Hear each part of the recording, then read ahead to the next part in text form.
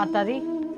जिंदगी में सौभाग्य का होना बहुत ज़रूरी है और जब हमारे पीछे दुर्भाग्य पड़ जाता है तो हम बड़े परेशान हो जाते हैं। ज़िंदगी है तो दुर्भाग्य और सौभाग्य दोनों चलते रहते हैं। हमारी ज़िंदगी में प्रॉब्लम्स भी आते हैं, उनके सॉल्यूशन भी होते हैं और ये ही ज़िंदगी है। अगर एक ही तरह से लाइफ चलती रहे तो वो कोई ज़िंदगी में ज़िंदगी नहीं होती। पर कई बार क्या होता है कि हम किसी कार्य को कर रहे हैं, बड़ी आराम से कार्य हो रहा है, हमारे कई साल ऐसे बीत गए हैं कि जिस कार्य में हम हाथ डालते हैं वो कार्य हो जाता है, चाहे देर से हो, जैसे भी हो, पर हो जाता है। तो हमें चिंता नहीं होती भी चलो ये कार्य है, पहले लेट हुआ था अब जल्दी हो गया, पहले जल्दी हुआ था अब देरी हो गई है। तो इन बातों में हमें ऐसे होता है भी चलो चल रहा है। और कई बार क्या होता है कि हमारा कोई भी कार्य बनने पर लगता है कि बनने वाला है और वो बीच में बनते बनते रुक जाता है। लगता है कि हमारा ये कार्य होने वाला है। मान लो आपने विवाह के लिए किसी आप लड़के ने लड़की को देख लिया है, उनकी बातचीत पक्की हो गई है, पर अचानक क्या होता है बिल्कुल लास्ट मोमेंट पे ये हो जाता है कि उन्होंने जवाब दे दिया।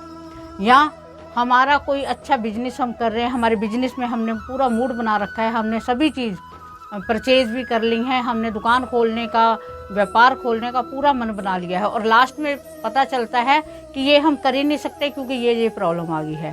तो इसे हम क्या कहते हैं, दुर्भाग्य। हम निराश होकर बैठ जाते हैं कि अब इसका क्या इलाज होगा, हम क्या करें। बार बार हमारे साथ ही ऐसा क्यों होता है कि हम बार बार परेशान हो जाते हैं। हमारा जो दुर्भाग्य है वो हमारा पीछा क्यों नहीं छोड़ रहा।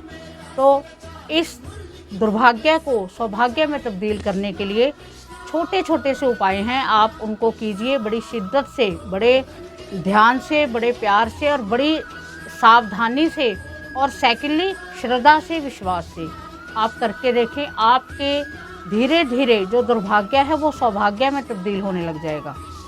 तो ये जो छोटे छोटे उपाय बताने का ये मतलब होता है कि आपको ज़्यादा समय भी ना लगे क्योंकि हम पहले ही बहुत बिजी हैं। सेकेंडली ये होता है कि थोड़े से ही हमारा काम हो जाए। जब हमारे कार्य सिद्ध होने लग जाएं तब हम कोई बड़ा उपाय भी कर सकते हैं, बड़ी पूजा भी कर सकते हैं।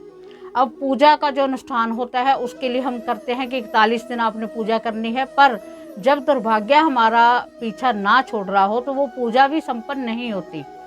क्योंकि पूजा जब हम भगवान से तार जोड़ते हैं तो कहीं ना कहीं जो दुर्भाग्य है वो हमें पूरा पुश करता है कि वो हमें उस लाइन में ही नहीं जाने देता जहाँ पर हमें फ़ायदा मिलना होता है। हमारा मन ही नहीं करता कि हम बैठकर कोई पूजा पाठ कर सकें। तो इसके लिए मैं आपको एक छोटा सा उपाय बताने जा रही हूँ। आपने क्या करना है, आपने मंगलवार या शनिवार को कोई भी फ़कीर आपके घर पे मांगने आता है, आपके दुकान पर, आपके व्यापारिक स्थल पर कोई भी आता है जो आपके सामने आ गया, आपने उनके लिए चने जरूर रखने हैं। चने के साथ आप गुड़ भी रख लीजिए। और जब भी उन्होंने आना है तो तब आपने गुड़ और चने उनको देने ही देने हैं। इससे जो आपका दुर्भाग्य है वो सौभाग्य में तब्दील होगा। सेकेंडली है कि जो बंदर होते हैं उनको आपने चने देने ही देने हैं।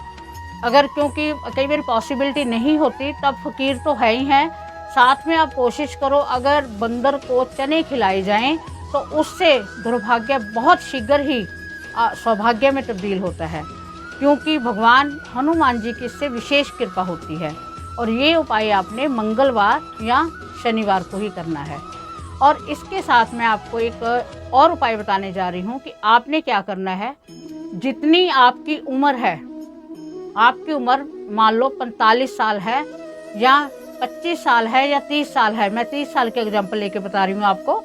आपकी एज 30 साल की है तो उसके 3 गुना करके आपने, मान लो 30 है तो 90 रुपये का आपने पिंजरे समेत पक्षी खरीदना है। अब आप ये क्वेश्चन करोगे कि मैडम 90 रुपये में कोई पिंजरा या पक्षी नहीं आता, तो कहने का भाव ये है कि तिगुना तो होना ही चाहिए, उससे ज़्यादा जितना आए वो कोई इशू वाली बात नहीं है।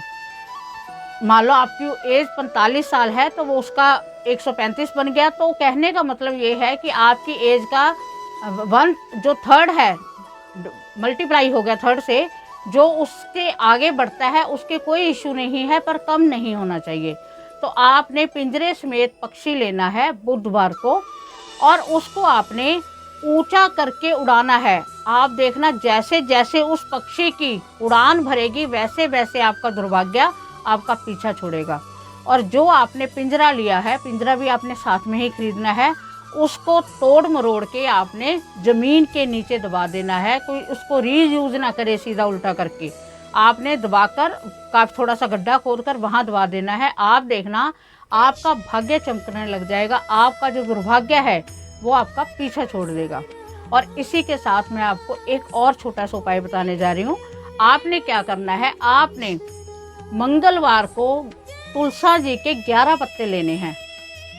माँ तुलसा जी से आपने सोमवार को प्रार्थना करनी है कि हे माँ तुलसा जी, मैं बहुत परेशान हूँ, मेरा दुर्भाग्य साथ नहीं छोड़ रहा, मैं आपके इन पत्तों से उपाय करना चाहता हूँ या चाहती हूँ, तो मैं आपको कल उस उपाय हेतु मैं आपके पत्ते लेना चाहूँगा। मैं आपसे प्रार्थना करता हूँ कि आप मेरी इस विनती को स्वीकार करें और सुबह मैं इस समय आपके पत्ते तोड़ूंगा। वो आपने उनको टाइम दे देना है।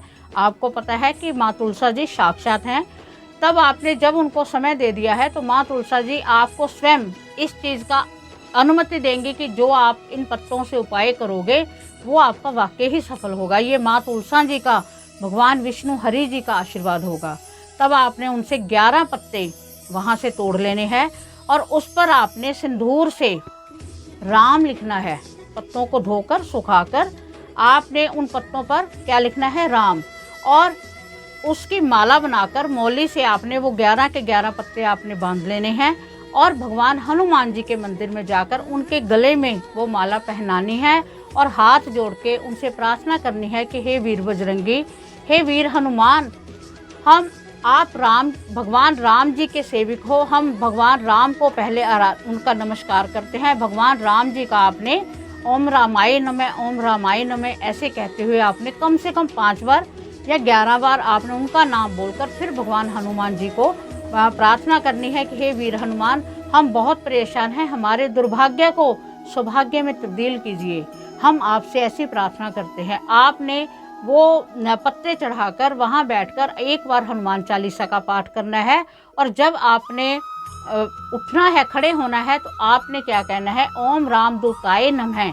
ओम रामदूताय नमः मतलब भगवान हनुमान जी राम के दूत हैं। ओम रामदूताय नमः, इसका आपने 11 बार जाप करते हुए चरणों को स्पर्श करके उनके चरणों से सिंदूर लेकर अपने माथे पर तिलक लगाना है और आपने घर वापस आ जाना है। इन उपायों में से अगर आप तीनों कर लो तो बहुत अच्छी बात है, आपका दुर्भाग्य पीछा छोड़ने लग जाएगा। और ये आपने ध्यान रखना है, मंगलवार और शनिवार को करना है और तुलसी वाला उपाय आपने बुधवार को करना है, क्योंकि गृहिणी जो है भगवान गणेश जी विघ्न हरता हैं, तो उनका भी आपको आशीर्वाद प्राप्त होगा। तो उम्मीद है कि आपको ये वीडियो अच्छी लगी होगी और इस वीडियो के जरिए आप अपने सौभाग्य को आमंत्रित कीजिए कि हे सौभाग्य मेरे साथ चलो, और आपके साथ वाकई ही सौभाग्य चलेगा। इसी कामना के साथ कि आप सभी को सौभाग्य की प्राप्ति हो। अगर आपको वीडियो अच्छी लगी है तो चैनल को सब्सक्राइब करो, ज़्यादा से ज़्यादा शेयर करो, जो कि दूसरे लोग भी फ़ायदा ले सके। इसी के साथ जय माता दी।